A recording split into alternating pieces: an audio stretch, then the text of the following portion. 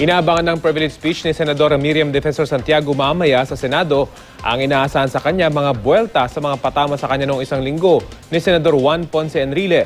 May ulat on the spot si Jam Sisante. Jam? Yes, Rafi, kabilang sa uunahin sa agenda sa sesyon mamayang 3:00 ng hapon ang privilege speech ni Senador Miriam Defensor Santiago. Ito ang sagot ni Santiago sa privilege speech ni Senador Juan Ponce Enrile noong nakaraang linggo kung saan pinabulaanan ni Enrile ang alegasyon ni Santiago na siya ang mastermind sa pork barrel scam.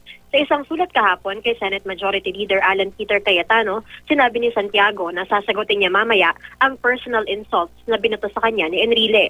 Binanggit din kasi ni Enrile sa privilege speech niya noong nakaraang linggo ang di umano'y mababang bar exam score ni Santiago, ang minamaneho nitong sports car noong DAR Secretary pa siya na hindi naman daw niya pag-aari, at ang paghiling daw nito ng Senate Committee na may malaking budget.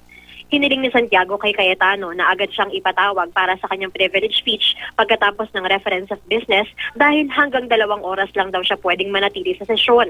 Pagkatapos daw kasi ng 2 oras, sasama na ulit ang pakiramdam niya dahil sa chronic fatigue syndrome.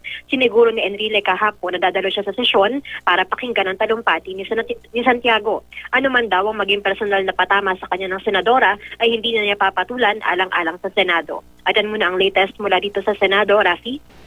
Maraming salamat, Jam Sisante.